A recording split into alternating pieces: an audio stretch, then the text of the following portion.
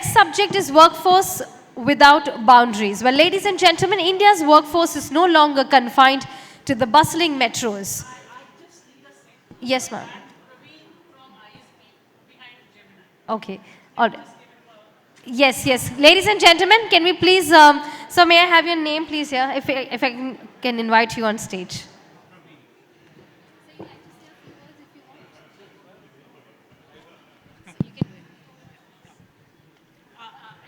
My apologies. He's the man behind Ladies Gemini. and gentlemen, can I have all your attention towards the stage for the next 1 minute, please, everyone? And this is what technology does. You know, I've been speaking about human intervention, humans, and I forgot him. He's the man behind Gemini. He's the one who's worked relentlessly for weeks together to see to it that if any audience poses a question to Gemini, it'll give you a bank on reply. So just a few words from you, Praveen. Thank you. So this is the first time I was sitting backstage and then making sure the machine behaved, right? This is the behavior, shaping problem that I was given, and looks like it did. And so I think it was fun. There are a lot of takeaways, and although we worked for 2-3 weeks on it relentlessly, it is 80% of the time which went into ideation, where all humans were involved. It was 20% where 10% is generation of code and 10% of testing out to see everything worked well. I think the media people on the backstage were amazing because the integrations worked very well. So thank you so much. It was fun doing this. Thank you so much, Praveen. Thank you. Let's give a round of applause for Mr. Praveen, the man behind bringing Gemini to this place, to this event. So thank you so much, sir. All right, so with that, while I think everybody's just stepped out, can I request everybody to please join us back, all our members of the audience outside. I know you all are outside with your cup of tea and coffee maybe, but I request you to grab your cup of tea and coffee inside the room and let's get this started. But I believe that time is the biggest asset to each one of us, right? So let's not delay on the agenda and get the conversation started. If I'm audible to all of you outside, I would urge you all to please join us in and take your seats.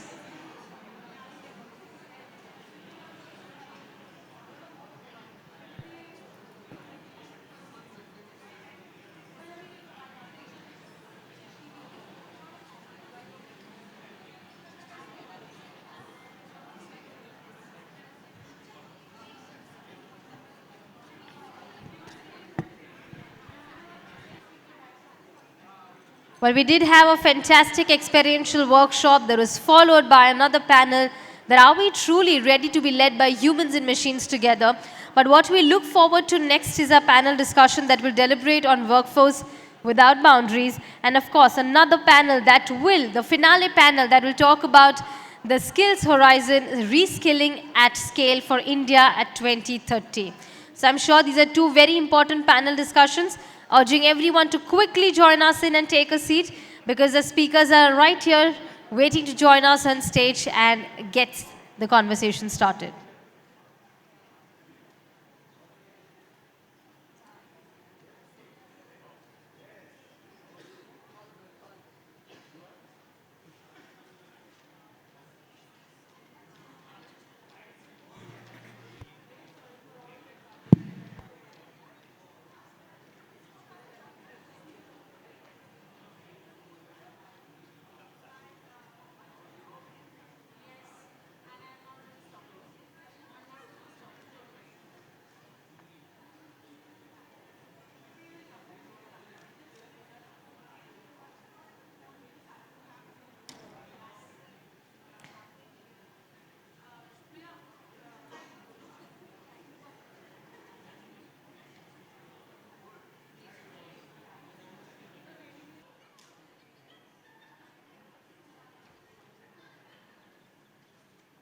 All right, so with that, our next panel titled Workforce Without Boundaries from Metros to Tier 2 and Tier 3 India. And we have our moderator on stage already, ladies and gentlemen. I need all your attention towards the stage. Let's give a round of applause for our moderator, Mr. Deepak Deshpande, Vice President and Head Customer Experience Tata Business Excellence Group. A very warm welcome, sir. And I'll hand it over to you. Thank you. Am I audible? So thank you so much, and welcome to those who are already inside. And you got just 1 minute, otherwise you'd be missing out a very immersive session that we have planned for everybody. To set the ball rolling, let me just know how many of you have heard the name of this place called Kahuli? Kanheuli. And any guesses? Can you please raise your hands? Anybody who has heard about this village called Kanhauli? Yeah? Anybody has heard about this place called Latur? I'm sure many of you would have. Anybody please raise your hands? Wonderful.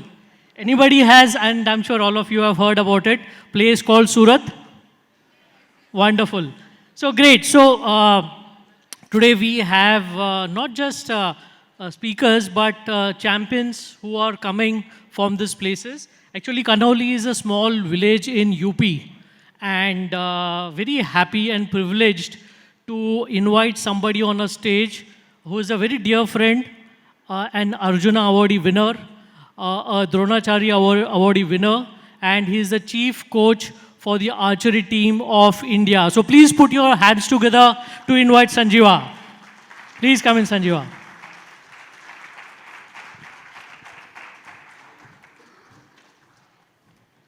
Can I request somebody who's been a stand-up comedian and now a serial entrepreneur? She comes from Surat, and I would request Sonal to please come over the stage. Thank you, Sonal.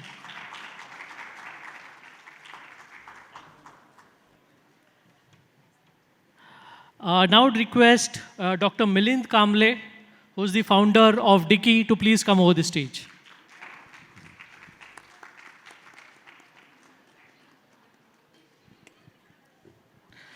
Okay, can we have the cue, please?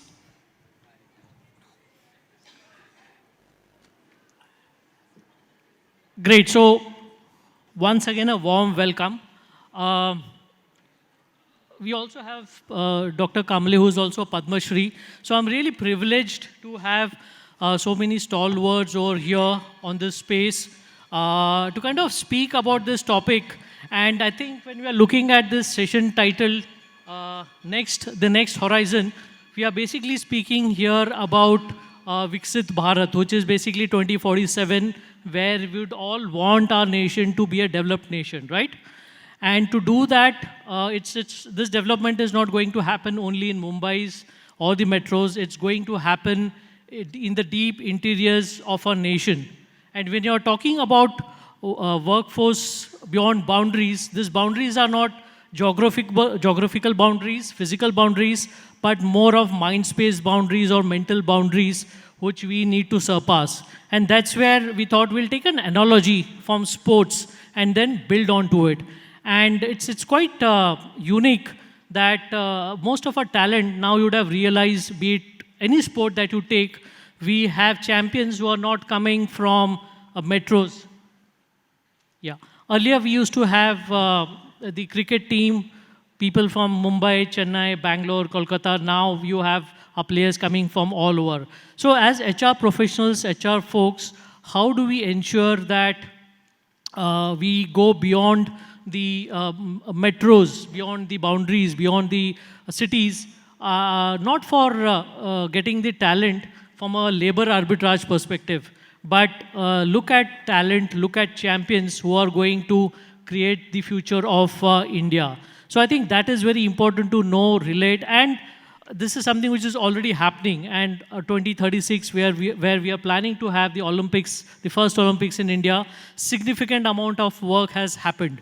So what we are looking at is not just work outside, but we are also looking at how do you get entrepreneurs, how do we get innovators in rural areas, what are the characteristics which are important, and how do we do it in a very inclusive manner. So as we are going to discuss, we don't have answers, but we'll certainly have very provocative questions, thoughts for ourselves, because it's very important to challenge ourselves, because the growth has to be equity-based. So with that, I'd request Sanjeeva to share. Sanjeeva, like I said, you would have seen him on multiple TV channels whenever there's an archery competition. He is the chief coach of Indian archery, and he's just come from Chinese Taipei to set the context about his experience. And Kanoli is the place where he has set up a state-of-the-art modern training institute. And if you look at archery, it's not people who come from cities, and it's a very scientific game. Scientific sport. It is not just about shooting, but it requires equipments, it requires science and all that. So start off with Sanjeeva to share his view perspective about his experience, and then we'll move around. Over to you, Sanjeeva. So when we are looking at the seamless boundaries today, friends, when we look at 2047, the Honorable Prime Minister has talked about the developed economy. And that developed economy will not happen if we HR fraternity members who are sitting right here, they start looking at 2047. 2047, there'll be more than 2/3 of the population, youngest population. India will be having the youngest population there. But what's important is it'll be a 1 trillion economy if those 2/3 of that population are gainfully engaged, skillfully engaged, are giving. And this is what you see here. What do you see here which is common across all these champions? All these champions belong to a rural area. They're not from the urban area. The only difference is they were given access to facilities. The talent acquisition was taken, the talent was developed, and therefore they could become world champions. So whether it's Deepika Kumari, whether it's Kamlika Bari, Aditi Gopichand Swami, Ojit, they all are world champions in their own right. And they all come from rural areas. So what is important is as we look at the future, and we said about 3 things.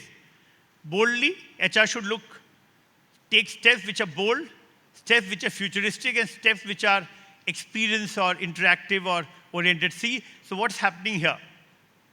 So let's look at one. I'm going to show you a video of Aditi Gopichand Swami. She's a 17-year-old girl from Satara who has the distinction of becoming a twice double world champion in 1 year. The only Indian to do it. She was the under-17 cadet world champion, and then she became the senior world champion at the same place where Hitler ruled in Germany. We were just outside that space where the stadium was there, where the Olympics took place. And there she fought the last 3 arrows. And we're going to show you what composure, what calmness she had to become the world champion. Can we show that? You can just play that. By just the sheer pressure on somebody. So she's leading by 1 point. Aditi Swami and 3 arrows to be shot to become the world champion. Although she gets 9 here, which, well, maybe takes away the pressure of shooting a world record. So you can see the pressure. For a measure, but 9 versus 10 of Mexico world champion. 9, so I think that will be a 9. Important note. Another 10 by the world champion. Nailed down a perfect of her own. Aditi needs 2 10s. Couple of 9s from Swami. Surely not, though. After the performance so far, she's back into the 10. So the whatever last happens arrow here, beside the world champion. Just imagine the manages pressure to shoot she's an arrow having. into the gold. She will get awarded the gold. Now the world champion is shot Finishing with a 10. perfect and a 137 set. 9 to win. The biggest story so far in the making. The 17-year-old Swami from India. She puts it into the 10. A 149 takes this teenage sensation from India to the world title at senior level. She won the junior title just a few weeks ago, and at the head of... So that's where you see Sanjeeva just running around and kind of congratulating her. And it is actually every time I see with lots of nerves, you don't know what the wind speed is and so on. So that's where we are talking about the champions, the talent which is coming in. Just moving on, Sonal, I would want to kind of invite you to share your own experiences, your journey of being a serial entrepreneur to early angel investors. What are those characteristics which are so important? And since you are based out of Surat, it would be really important to understand those aspects which really help one make a champion. As Deepak mentioned, I used to be a stand-up comedian earlier.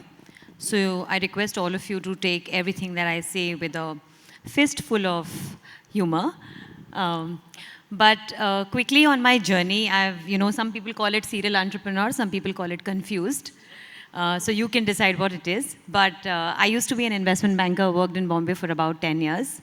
One fine day, I thought that the city's infrastructure was overwhelming, and we decided to move lock, stock, and barrel to Surat.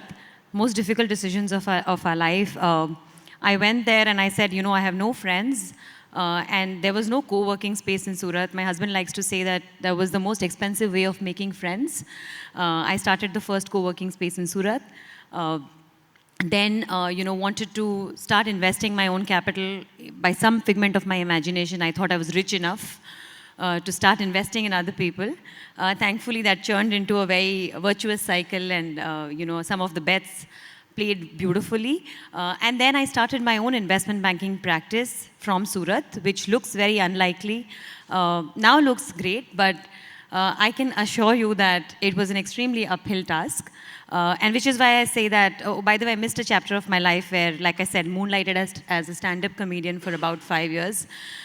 Because when life is throwing lemons at you, you make a lemonade out of it. I added some more soda to it and decided to churn everything into jokes in the evening. My friends, when they met me in the evening in Surat, the only thing they would say, and mind my language, you're like, jokes sunao. And that quickly turned into a lot of other business ventures that I did. But in terms of this entire journey, I felt and I understood that what you become and the kind of opportunities that come your way are a sum total of everything that you do in your life, right? Whether it was running a co-working space, whether it was running a B2B textiles business, whether it was doing comedy, all of those gives you different skill sets. Before this session, I was telling you that when you're a comedian, the feedback to you is instantaneous. I'm talking to you, and if you're looking at me with a long face, I know that I've failed miserably. And that takes a lot of nerve. It teaches you to be humble, resilient, and that's what entrepreneurship also teaches. I guess that's an intricate part of being a serial entrepreneur, and that's been my journey so far. Can we have another mic, please? Thank you, Sonal. I was wondering now, Pele, people used to say jokes now, and now when you're on the other side of table, do you say, are you joking? You're asking for money karke. So thanks, we'll come back to you. Let's move on to Dr. Milind. Sir, if you can share a little bit about Dicky, it's very important because we also spoke about inclusive growth because all of us have to grow together. And the work, the area that you have been working is fantastic. So I'd request you to share a little bit about Dicky. And yesterday we were sharing some statistics. It's very important for all of us to know that though it seems very easy, it is not. So I'd request Milind ji to please share about it. Thank you, Deshpande ji. I come from Latur, which is a most backward district of Maharashtra's Marathwada region, but very powerful in education and other activities. You all know about two incidents of Latur. One is an earthquake in 1993, and few years back, Latur has become first India's waterless city. You remember by railway wagon, the water is supplied to the Latur. I am a child of a primary school teacher.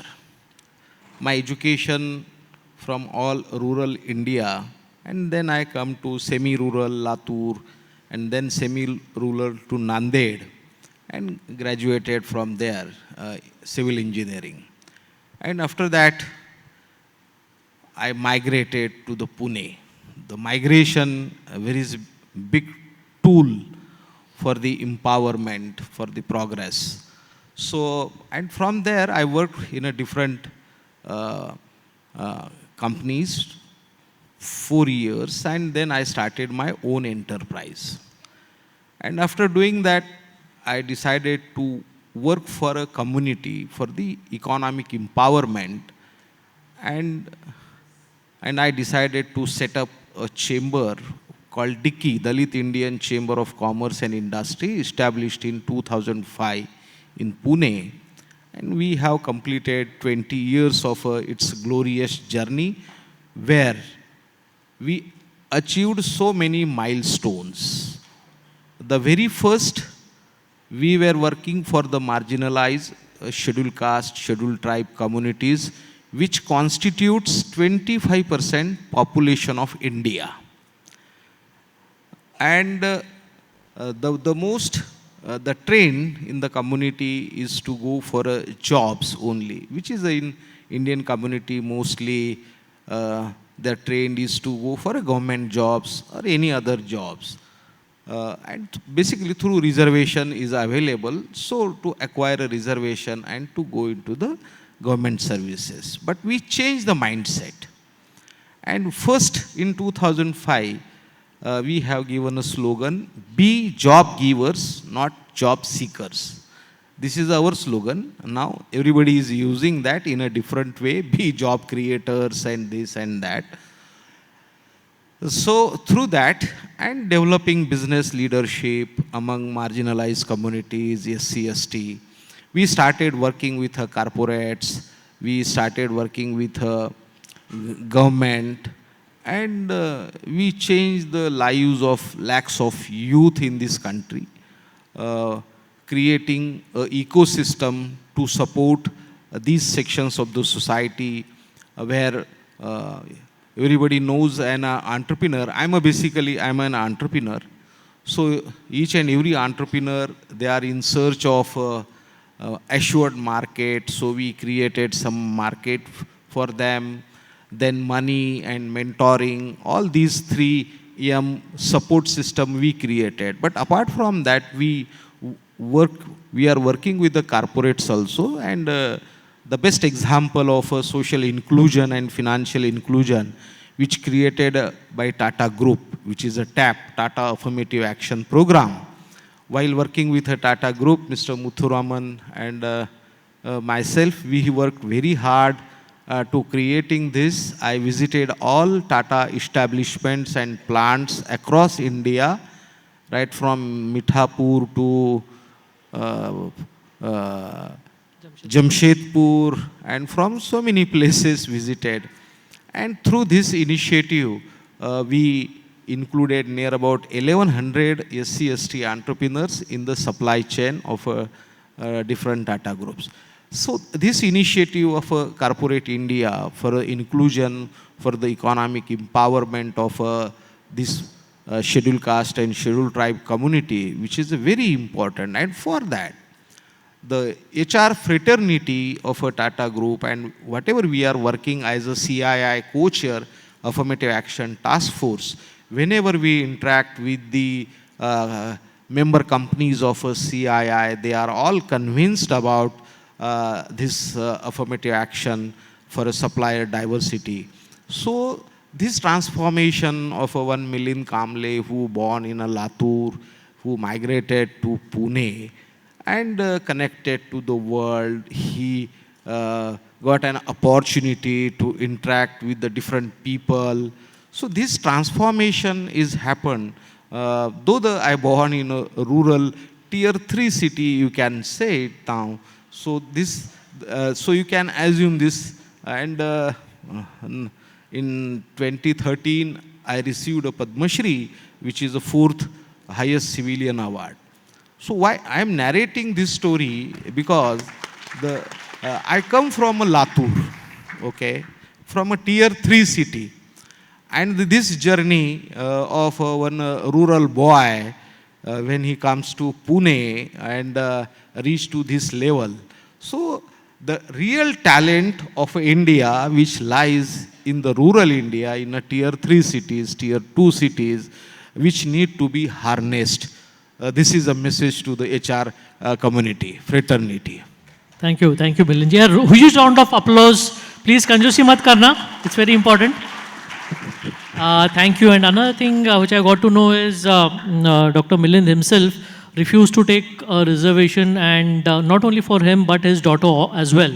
So I think that's very important that you are doing so much for the community, and I've been myself part of the Tata Affirmative Action Program, and when we go into interiors, when we meet up with the really marginalized communities, tribals, that's where it really pains you. I think the work what he's been doing is fantastic, and will come into more aspect of entrepreneurship as well as innovation. Let's move on to sports. Sanjeeva, for HR, it's about talent, right?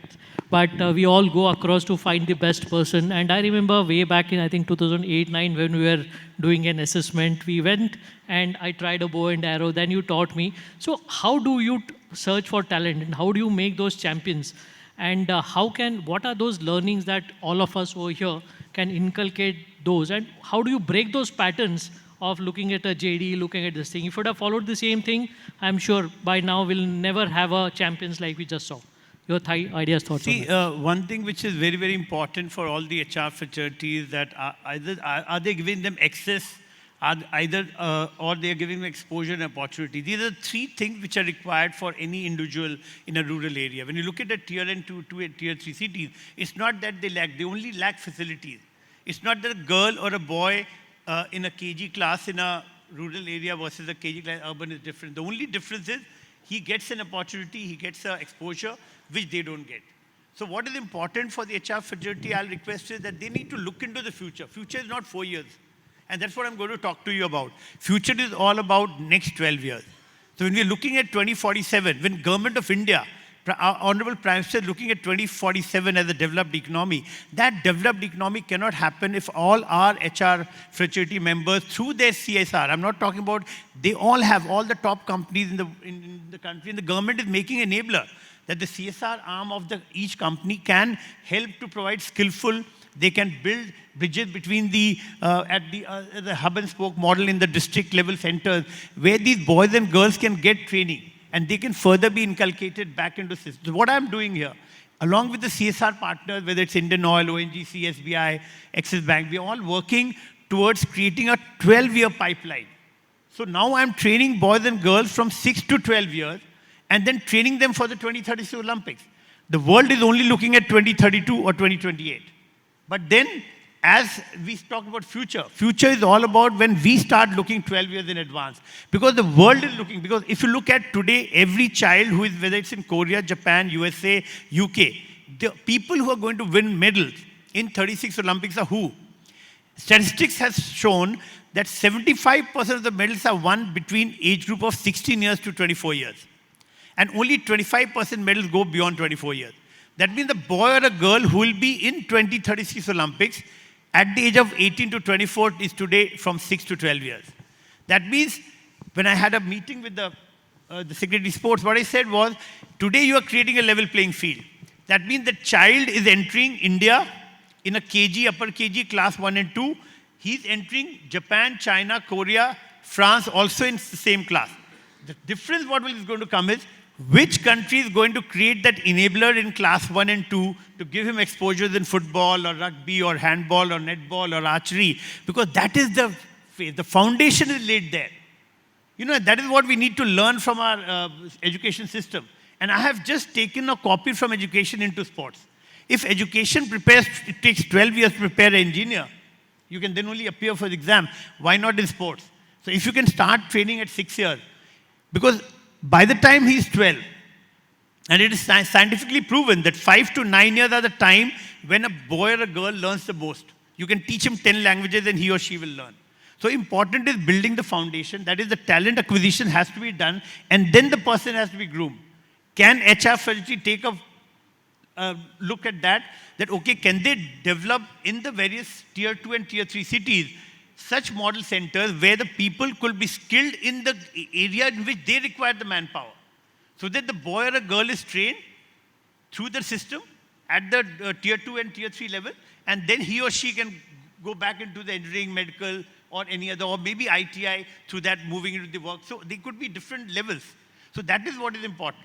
So that talent acquisition through scientific. So what we have done differently now is, we are talking about, can technology be, so what I've done is, we have taken the technology into a place like Kanholi, which is a remote area of Devariya. And there we have taken, and we have got because hum baat karte hain, so all the technology from 6 countries, USA, Japan, China, Korea, I've taken all the technology and created the first sports MRI center. That means if you send me a child at the age of 8 to 10 years, I'll do a complete MRI assessment through his stability, heart rate, lung, brain wave, and I'll do the in a 3D biomechanics. So I do the complete assessment and I can tell you where he or she is to improve. That means if I can train a guy at 8 years to 10 years that what are the mistakes and he or she can improve that mistake by 14, so by the time he's 16 or 18, he's ready for the Olympics. That's what the game is. You need to build people at that area, 8 to 10 years. And that is where the challenge lies. Can HR also do the same? They are taking it engineers and then grooming them. Why? Why can't they go down? Can they have a tie-up with the schools where they're grooming people for engineering, medical or for ITIs? And can they look at those people and then start grouping them through small scholarship? I'm not saying fund them, but scholarship. So what I've done is I'm tying up with all the PSUs and saying, can you give me 25,000 rupees to create a champion? That means 1,500 rupees a month for his education, 25,000 a month, and therefore I'm now trying to give sports scholarship. I'm the only school in the entire India which is giving sports scholarship for the Olympic with the help of the CSR partners, and we are preparing them for the Olympics. Wonderful. Great. And therefore, round of here when applause. we are looking at this picture is all about, we talk about inclusivity. Sir ne bola. But what is inclusive? What happens to those people who are differently abled? You know, we went to Jammu Kashmir. I set up a center there in Shrine Board. जो माता वैष्णो देवी का चढ़ावा आता है, उसके through हम लोग ने वहाँ पे एक सेंटर खोला आर्चरी का. And you'll be happy to note, 2017 we opened the center. Today you can see Rakesh and Sheetal Devi, armless girl, the first wonder girl of India. She doesn't have arm. Now look at the innovation. We developed the entire harness to make her shoot, and she became the world #1. We'll show you 3 arrows, what she shoots, and just have a look at how she shoots. This is the 3 world to make her the world champion, the last 3 arrows.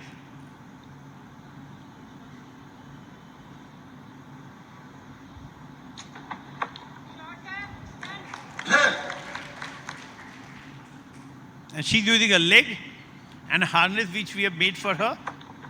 Another 10. And she became the world champion. She's now the world #1. So that is thing. That is inclusivity.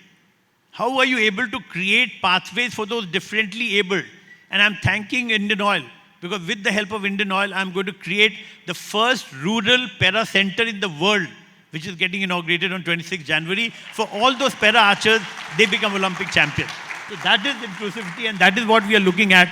Our HR professionals, looking at DC, looking at all the marginalized community people, looking at tier 2, tier 3 people. How can we ensure that some part of the CSR money goes into that, and we are able to skill the people there and can create wonders out of that. Great, Thank wonderful. you. Thank you. Sir, you want to say something? Yes, please. No. Government of India is a lot of doing to support the sports, and particularly initiative of Khelo India, Fit India, and everybody in this house, when they were in the college and school, everybody was a sportsman. I was also a sportsman. So this push is a very important, and Government of India's full attention on this subject. Just I'll endorse your efforts. Great, thanks for that. So I'm sure all of us would now be looking at an MRI kind of a thing. You had to find this. So there is no easy answer for that, because had it been available, everybody would have gone into rural areas and looked at a MRI scanning or an equivalent psychometric tool, which is not available. But let's get some insights from Sonal. Sonal, we were discussing, because now you're putting your money, and when you're putting your money, you are going to ask certain aspects, questions, and obviously it goes beyond a JD. It gets into those aspects of where is the skin in the game, how are you going to invest. So one is, how do you create this templatized workforce, which is just managers, but what do you typically look at is leaders. So any ideas, thoughts, which we as talent acquisition heads should look at, not merely let's say, not just the skill test, but those aspects which are there, which we briefly spoke about. Any ideas, thoughts on which you are willing to bet your money on, and that is where the company should be able to bet their future on, and get the right people on board. Any thoughts on that? Thanks, Deepak. I think, having run some businesses in my life, I do think that the recipe of success is very intentional. it is not an afterthought, which means that if I'm investing a money on a company or an individual, and I'll give you some example on how we hire people. When we are hiring people, inclusivity is not an afterthought. 70% of our workforce is women. It's intentional. It is intentionally skewed like that. Not to sort of marginalize men, but the fact that you're putting thought into it already creates a recipe for success. Similarly, when you're putting money into an entrepreneur or his business, the idea is not just to judge the passion of the entrepreneur, but also is their intention. Is their intention to hire the right team? Is their intention to hire the right talent at the right price points? And I'm going back to hiring again and again only because the making and breaking of any startup is really, and startups are in a crucible where every single day a thing is changing. It's not like a large organization where I will circle back to you tomorrow is an option. You have to circle back to me right here, right now. And there, the agility of the right individuals that you've hired is very important. And so I think when we are putting money into a company, the idea is to understand, is the entrepreneur agile enough to pivot in the heat of the moment? Has he or she chosen the right co-founders? Have they chosen the right problem to address? And finally, have they thought about a team that would create a long-term outcome? Because as an individual, you can only go from 0 to 1. But I'm not giving you money from 0 to 1. I'm giving you money such that the outcome is 0 to 2,000 or 10,000. And as an entrepreneur, your skills are always, there are exceptions of course, but they're always limited to the fact that you will be able to take your company only from 0 to 1, maybe 10. Beyond that, you will need a team that supports your vision, but also matches your passion and energy. So I think the single most important factor that we look at is, like I said, the right mindset, the ability to raise a team, and the ability to work with a team. So leadership is a quality that is not born 10 years later.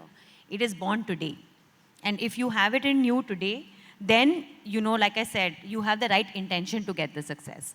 And again, I'll give another example where I think it is very intentional in terms of how you hire people. For example, running an investment bank in Surat is unheard of. But we made sure that we are the employer of choice in the entire city. I'm not saying sector. In the entire city. If you want to work somewhere, I should be your first employer of choice. And various things can lead to that. Which is, am I the best paymaster? Maybe not. I'm an average paymaster. But do I pay in parity with an industry which people are getting paid in Bombay? Absolutely. I don't care whether you live in Delhi or you live in and work in Surat for me, I'll pay you the same amount. People and the best talent will automatically come to you. Similarly, do you give them hybrid work environments even though they can walk to work?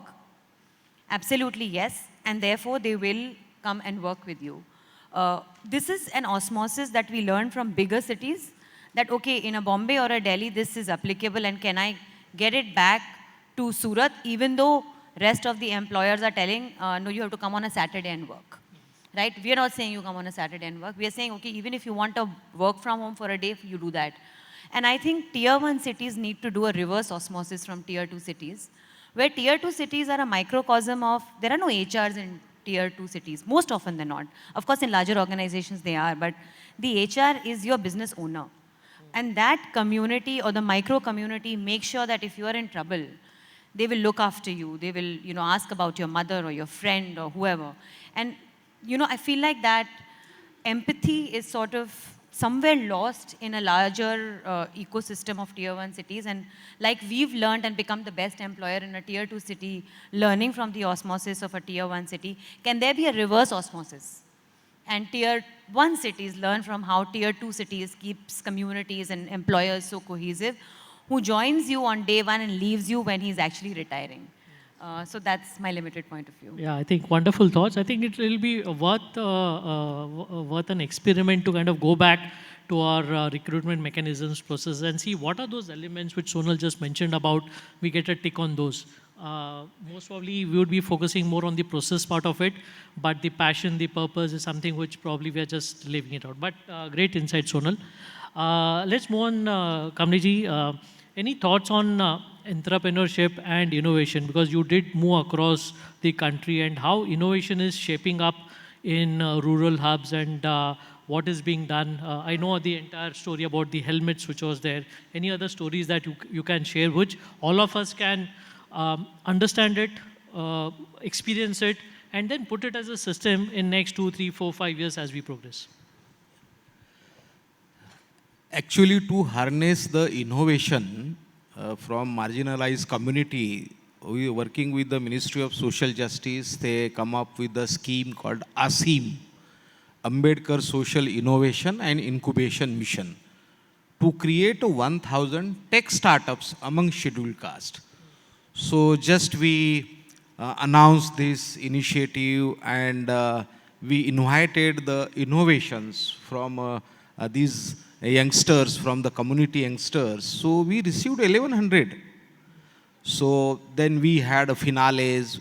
8 IITs we were identified, and 2 IIMs, one IIM Jammu and one IIM Shillong, and where we organized finales, where they did the presentations. And after that, 75, India at 75, we decided 75 should be finalized and in a one program at Delhi. And we given them a seed funding, whatever government of India's seed funding pattern, so 10 lakh rupees each. So for this, all these innovations are from rural India. And there are different, from agriculture to from fisheries to logistic to tech, and all these type of innovations. And we connected to all these people to the TBIs, Technology Business Incubators, and they are doing excellent. This is one. But apart from this, for the HR fraternity of this country, is the biggest challenge is a workforce. Okay, the changing landscape of a workforce. And recently the Niti Aayog laid down the AI-led inclusion roadmap for the 2047, where they mention there are 490 million of the workforce of a country is in unorganized sector. So this challenge need to be taken by the HR fraternity, and through AI or hybrid mode, and need to harness this talent, and they include them into the system. Or otherwise, what has happened? My migration was for the in search of opportunity. Okay, but there is a lot of distress migration from the rural India, and they are due to lack of dignified work in their places, and they are coming in those cities and they are doing whatever jobs. Okay, so that talent is not properly utilized. So need to be focused in a rural sector, need to be created different hybrid models to hunting, the talent hunting, and need to be placed them in a proper places. This which my appeal to the HR fraternity. Sure, sir. I think it's not easy. I can still see there's a whole lot of divergence, and we all have to work in a very synchronized manner so that we get the convergence. So Sanjeeva, one aspect I've always seen, and which is a very heartbreaking moment, which you can also look at it, is most often there's this one arrow which misses the target. And we have seen Deepika Kumari missing so much. But as a coach, as a guru, how do you internalize it? Because we are all going to experience lots of failures. But we still need to be resilient. We still need to be supportive of everybody. So she's a great athlete. I think she is somebody who's got India on the world map. So what are your tips, advices? Because typically when we look at L&D, either it is pass or a fail, or we look at some frameworks, models. But what are your learnings from failures which come in, but despite that keep on urging and doing things? See, one of the things, reasons for why Olympics, if you look at Olympics and India wins only 6 to 8 medals, one of the reasons which is happening is because we're not training youngsters at a young age. And I'll give an example. Many of you, when we were studying in a KG or upper KG class, we used to be given a handwriting ke liye. There was a red and blue, lines that within the red lines you write A and then B, you need to touch the blue line and that way. So boys and girls who actually practice it well, today also their handwriting is very good. Otherwise, we all have a doctor's handwriting. Now, that is known as motor skills. What happens is, at a child, when we develop a wrong motor skill, today my handwriting has become bad. Now, even if you tell me to correct it, one line I may write very, very slowly and then try to write, but then second, again it will be right. So this is what happens when players go and play in the Olympics. Since they have not, the foundation is not very strong, so they come at 16 years to us for coaching, and by the time we are able to rectify, still 98% we are able to rectify. 2% errors are still there because these are the motor skills that they follow through becomes bad or the technique is wrong. So that they mastered that art. But when it comes to Olympic, when pressure situation comes, what happens, the comfort level comes with their old way of doing things. So we go back to the old way of doing things. Because of that, it's there in my memory. So that is what happens, and that one arrow, they go back on that old, and that is where they lose. In all the games, not only archery, every game this happens. So that's the reason it's very important to learning from what is happening in our education system. We need to start grooming at a young age. Now that is where all the government schemes were working from 16 years and above, which we have now focused to the government that if you want to win medals and you want to be in the 10 top sporting powers, it's important we groom at a young age from 6 to 12 years and then train them for the Olympics. That's what's happening. So now the government of India is looking at creating district excellence centers where they're going to tie up with the schools on the similar model which I have done. So the same model they're going to copy, tie up with the schools, and then we'll be grooming boys and girls at a younger age in all these schools, and they become the feeder centers to the national stream. So that's the way we are going to go. Wonderful. I can see lots of parallels with what you mentioned, and also CII, Excellence of Leadership and HR, where the team is also working on MSMEs and smaller organizations. So lots of takeaways, how we can go back to the rural areas and work on that. So as I'd request people to come out with their questions, I'd request Sonal, you shared an interesting concept of you look for PhDs and RELs. So would you want to talk about it with all of us over here? This is a secret that I did not want to share, but typically from an investor perspective, and this is an investor, I'm never going to share the name of this large organization who uses this framework, and every time we're raising capital for somebody, this person always calls me and he's like, is the founder PhD or REL? And so when he said PhD, I'm like, no, the founder's not PhD, he's an engineer or an MBA. He's like, no, that's not what I meant. And I asked him, can you elaborate? And he said that, there are two kind of founders, or the two ways we bucket founders is PhD and REL. PhD is poor, hungry, and driven. And REL is rich, entitled, and lazy. Right? Every time, now my mind is sort of trained to look at whether this person is PhD or REL, or in that spectrum, which part of it do I pick up? And as long as a person is rich, I don't care. As long as a person is entitled, I don't care. But the D, so for me, code red is very important. You can be rich, you can be entitled, but as long as you're driven, it's important. So, yeah, I mean, people evaluate founders in different ways, and I don't think there's any right way of evaluating, because you have, now people call it nepotism, but you have sons of large industrialists leading large companies, and earlier it came very naturally to people because it takes to see a leader managing such a large organization, and you absorb that on dinner table conversation to be able to manage a large team.